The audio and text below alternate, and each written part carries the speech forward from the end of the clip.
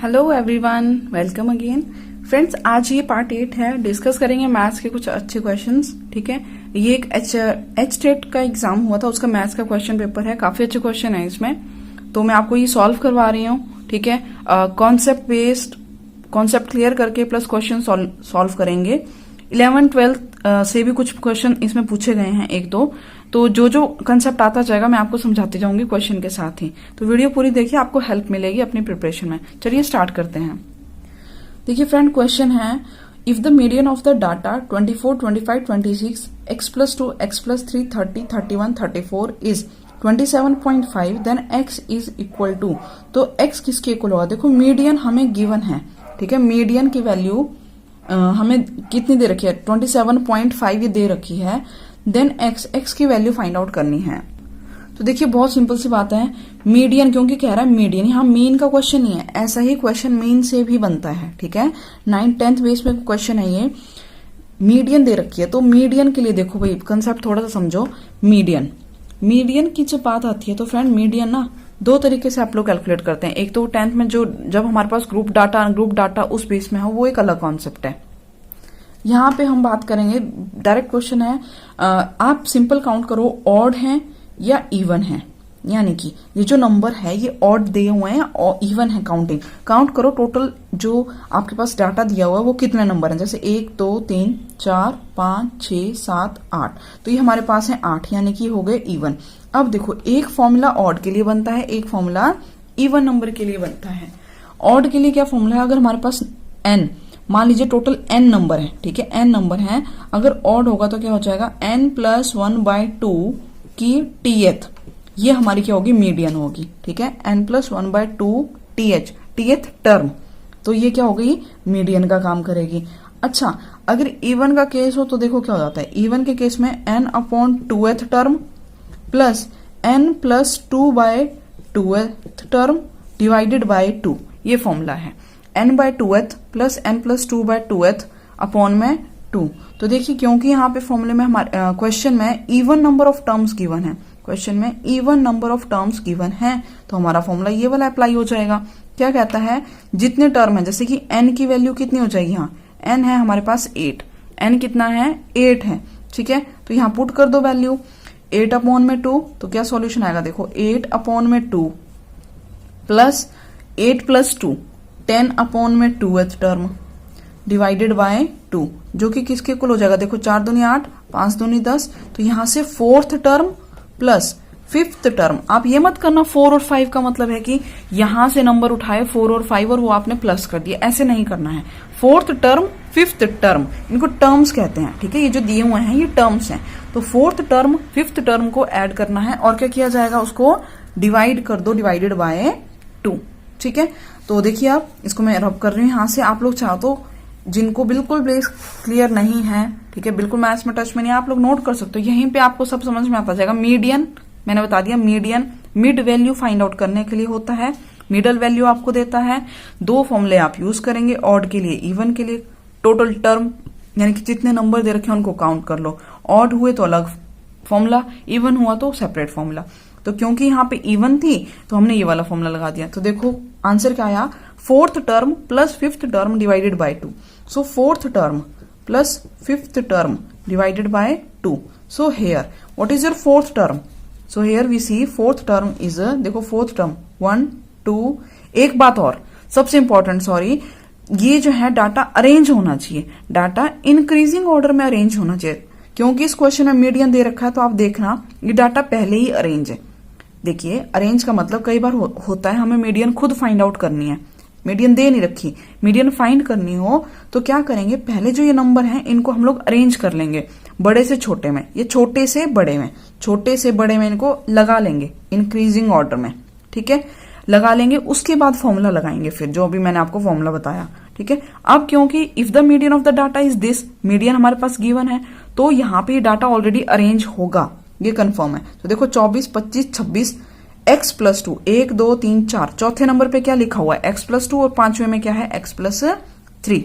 तो कर दो 4th term plus 5th term divided by 2। तो 4th टर्म कितनी है? x+2, और 5th कितनी है? x+3। कर लिया, इन दोनों को ऐड कर लिया, डिवाइडेड बाय 2। तो ये क्या आंसर देगा आपको, देखिए x प्लस एक्स कितना हो गया 2x प्लस 3 2 5 बटे में 2। ये आपको, ये हम लोग किसकी वैल्यू कैलकुलेट कर रहे हैं, ये है हमारे पास मीडियन, ये है मीडियन। तो मीडियन तो ऑलरेडी गिवन है कितना 27.5, ठीक है। Median is given 27.5। तो ये यहां ले गए, कर लो इसको अब सॉल्व, ठीक है। यहाँ पे इसको कैलकुलेट कर लेंगे तो देखो 2 वहां चला जाएगा, 5 दूनी 10, 14 1 15 4 1 5 55.0 तो पॉइंट हटा सकते हैं, ठीक है। यहाँ पे आ गया 55 और यहाँ पे हमारे पास क्या था 2x प्लस 5। अच्छा ये मैंने यहाँ लिख लिया, ये नंबर मैंने यहाँ लिख लिया, क्योंकि दोनों चेंज किए तो साइन की कोई इश्यू नहीं होता। कई लोगों को इसमें भी कंफ्यूजन होती है, यहाँ चला गया यहाँ चला गया, साइन क्यों नहीं चेंज हुए।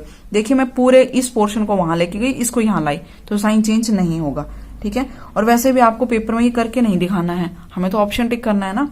तो 55 इक्वल 2x प्लस 5, 2x को अकेला किया, 5 यहाँ चला गया, कितना रह जाएगा 50 equal 2x, x equal 50 bye में 225। तो देखो x की वैल्यू यहाँ पे कितनी आई है 25, ठीक है।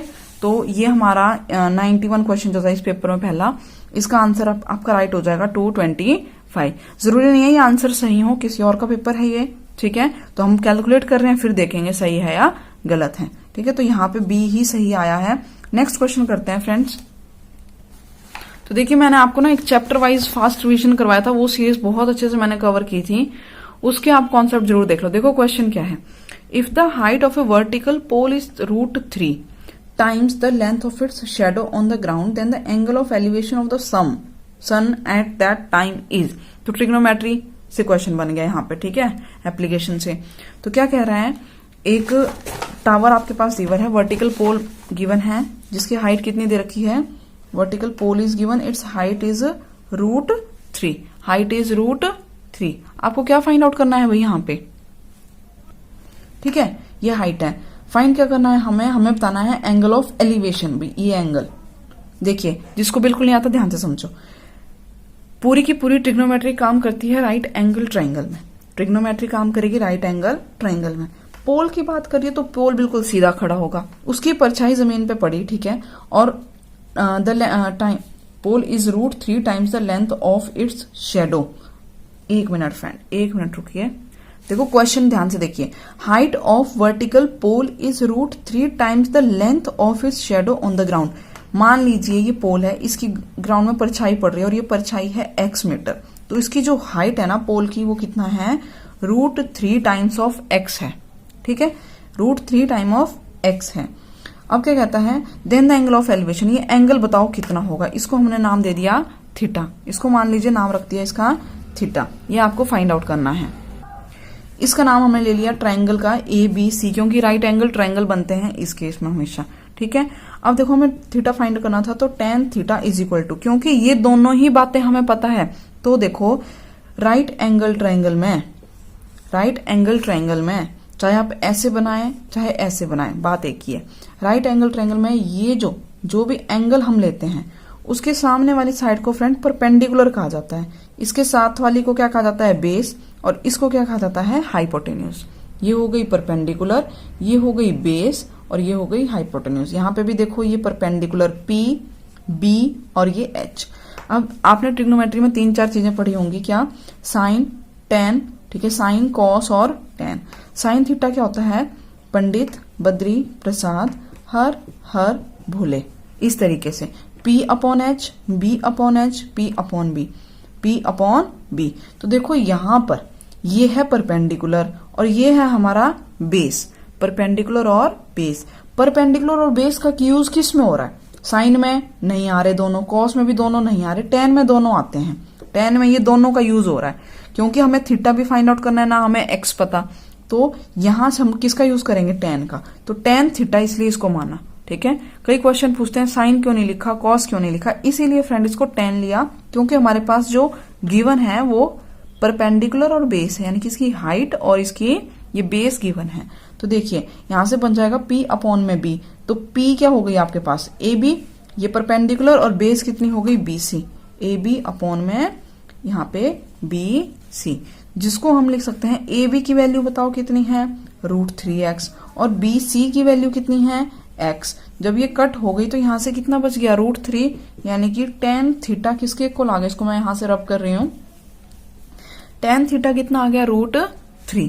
अब देखिए tan थीटा अगर √3 है तो √3 कब होती है वैल्यू, अब ट्रिग्नोमेट्री में आपको कुछ वैल्यूज याद करनी है, ठीक है। तो √3 वैल्यू tan थीटा की कब होती है, तो देखो पहले तो 0 ही रहेगा, ठीक है, 0 पे 0, 30 पे कितनी होती है 1/√3, फिर 45 पे कितनी होती है 1, 60 पे कितनी होती है √3 और 90 पे कितनी होती है नॉट डिफाइंड।